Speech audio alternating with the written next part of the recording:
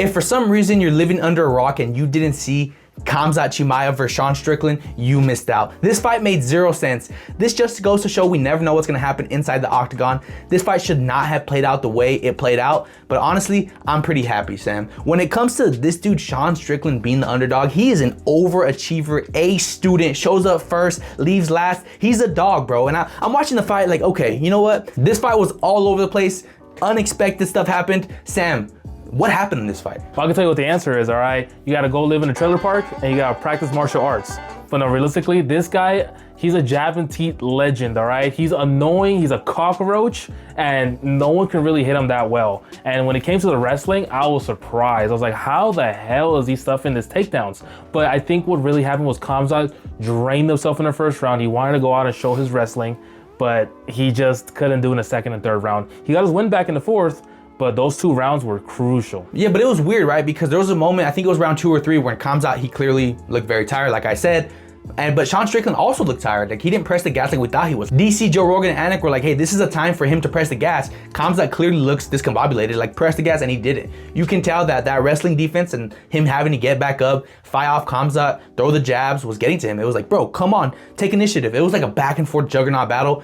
Did not expect it to go this way, dude. But one thing that surprised me actually was that he broke his nose. You know, we were never thought of Khamzat as like a super striker, you know, someone that can really deal damage. And he broke his freaking nose and he was kind of struggling a little bit. I think that's why he maybe had some cardio issues because of his nose. He can't breathe. You have to expunge more freaking air through your mouth.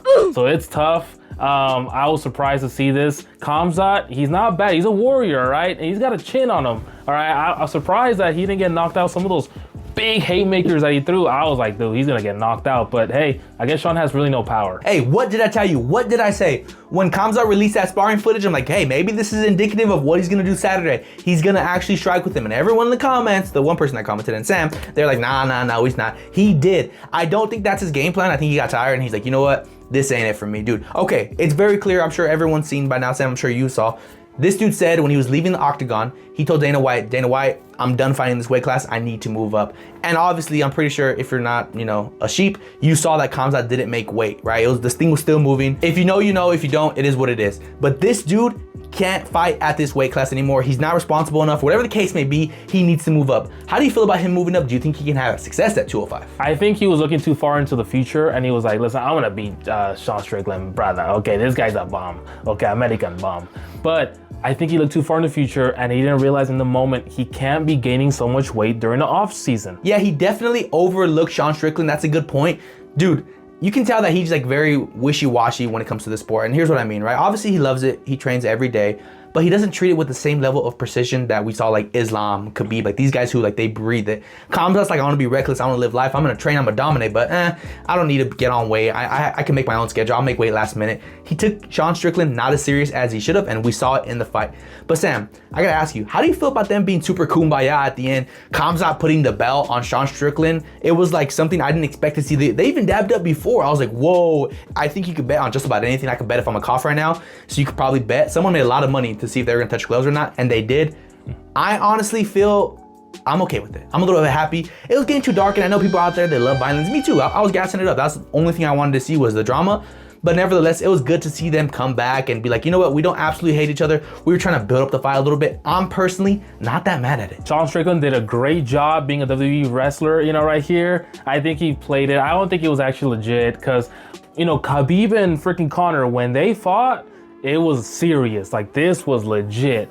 Do you think they would have done the same thing in this fight? They would have dabbed up, you know, put the belt on them? Hell nah, dude. These guys really hate each other, but not Sean Strickland and Khamzat. These guys are actually best friends, probably. I don't know if they're best friends, but I think they're a little bit closer than they were making it seem, because even when Khamzat ran into Sean Strickland's coach, Eric something, in the hotel room, they dabbed each other up. They gave each other hugs, and they're like, hey, they're making jokes. Like, I don't know if you guys are gonna jump me. They're joking with each other. It's like, you can see in that moment that there's no animosity. For example, if we're looking like at what you said, Conor McGregor versus Khabib, their fight camps, you would never see like one of their associates hugging the other person or being cool. You can tell these guys trained with each other for a long time, and it was very clear to see, and I'm happy with it. Are you mad? Some people online were like, yeah, this is trash, this is fake, we've been lied to. It's like, nah, calm down. We got a banger fight. Sean Strickland versus Khamzat, amazing trash talk, amazing hype.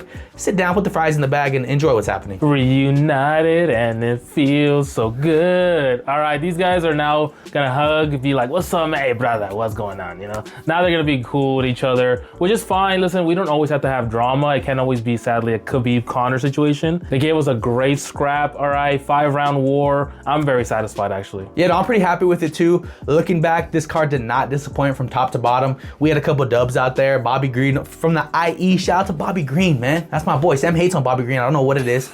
You know, Sam's racist. Nevertheless, okay, before we wrap this up, where do you want to see Khamzat's career go next? Does he stay here? Does he move up? If so, who's he fighting? It's only one guy at 205 he has to fight that he also has beef with. I think this is legit beef. I don't think this is like Mickey Mouse beef.